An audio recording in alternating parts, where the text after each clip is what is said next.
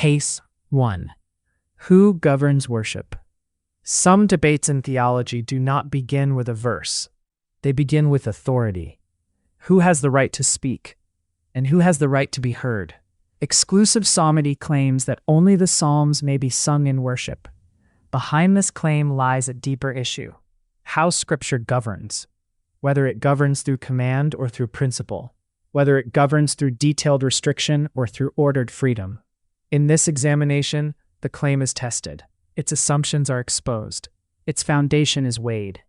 When the evidence is set before Scripture itself, a conclusion emerges. Not crafted, but uncovered. Stone beneath sand. For worship is not merely the arrangement of sacred acts. It is the meeting place between divine holiness and human obedience. It is the point where the authority of heaven touches the response of the earth. Some churches sing only the biblical psalms. Others sing hymns written throughout Christian history. The difference is not mainly musical. It is a question of authority. What governs worship? By what rule Scripture binds the praise of the church? Some questions in theology do not arise at the surface of a text. They emerge from deeper strata, from the structure of authority itself, from the ancient question of how the church receives the voice of God. Exclusive psalmody is one such position. Its claim is simple. In corporate worship, the church is authorized to sing only the psalms given in Scripture. This is not a rejection of hymns because they are weak or sentimental or doctrinally thin. The argument rests on a deeper conviction about worship itself. The church may offer to God only what Scripture expressly authorizes. From this premise, the dispute begins. For the question is not only what Scripture says, it is how Scripture governs. Whether worship is directed by exhaustive commands or by broader apostolic principles. Whether silence forbids something or simply leaves it unaddressed. This is the true point of entry, the threshold where the surface gives way and the underlying architecture becomes visible. The dispute is therefore not mainly about words, it is about structure. Whether Scripture governs worship through precise lists or through guiding principles. Whether silence restricts or whether silence is simply silence. Before psalms and hymns and spiritual songs can be evaluated, one prior question must be answered. What kind of rule Scripture actually establishes for the worship of the church? It is at this level that Paul's instruction in Colossians and Ephesians must be read. He commands the church to sing psalms and hymns and spiritual songs. At first glance, the phrase appears to be a list, but the real issue is not the number of terms, it is how Paul is using them. Across his letters, Paul often groups related terms together, not to create strict categories, but to describe something in its fullness. Wisdom and understanding and knowledge, teaching and admonishing and exhorting. They are overlapping expressions that widen the picture rather than narrow it. On that pattern, psalms and hymns and spiritual songs is most naturally read, not as a closed list of permitted material, but as a broad description of congregational praise under apostolic instruction. A fullness rather than a fence. A horizon rather than a boundary. The opposing argument must be stated at its strongest point. Its claim is that Paul is not expanding categories, but referring to the Psalter through its internal divisions. Psalms would indicate the canonical psalms. Hymns would indicate the headings or classifications within the Psalter. Spiritual songs would indicate poetic forms already present in Scripture. In this reading, the text does not broaden worship. It confirms a fixed canon of song. But this reading requires a remarkable interpretive compression. 3 distinct terms must finally describe only one category. Breadth must collapse into singularity. The text must be made to perform a contraction it never performs. The language is asked to expand and contract at the same time. Only one of those movements is actually in the text. From this follows a further claim. Worship is not an area of creative freedom, but of strict divine authorization. If Scripture does not explicitly permit an element of worship, then it must be excluded.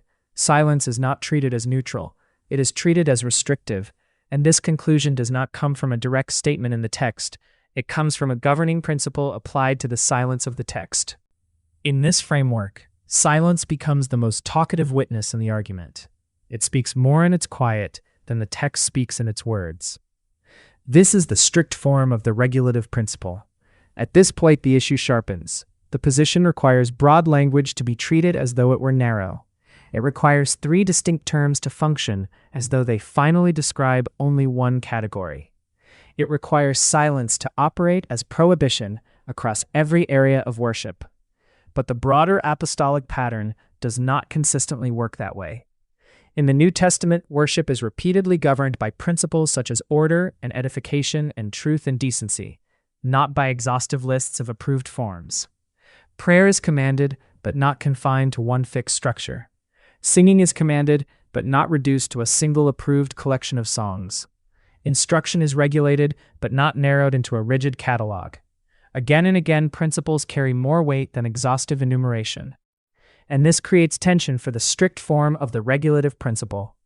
For if apostolic worship is governed mainly through principles and not through exhaustive lists, then silence cannot automatically function as prohibition unless an additional rule is first brought into the text, a rule that must speak where Scripture does not.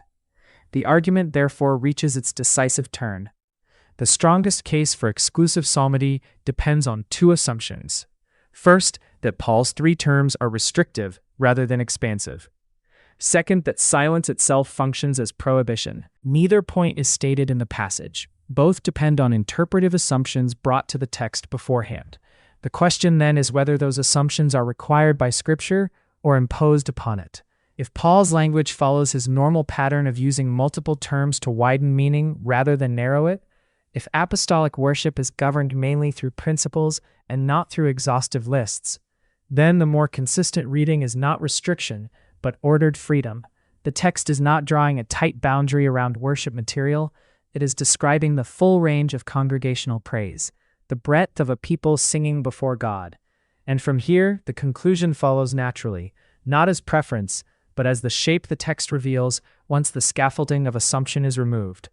Exclusive psalmody is not demanded by Scripture itself. It depends on an interpretive principle that must first justify itself before it can govern the text. The issue is not whether the Psalms are sufficient or beautiful or deeply valuable. The issue is whether Scripture establishes a closed system that limits the sung worship of the Church to the Psalter alone. On the evidence of apostolic teaching and pattern, Scripture governs worship through principles and not through exhaustive catalogs. It establishes order, not closure. It frames worship, but does not confine the Church to a fixed canon of song. The judgment, therefore, is not that exclusive psalmody is incoherent. It is that it is not textually binding. Its force depends on a rule that Scripture never states. Until that rule is independently established, it cannot function as command. It remains an interpretation, not an obligation. The text has spoken as it speaks through Colossians and Ephesians. The rest is reverence.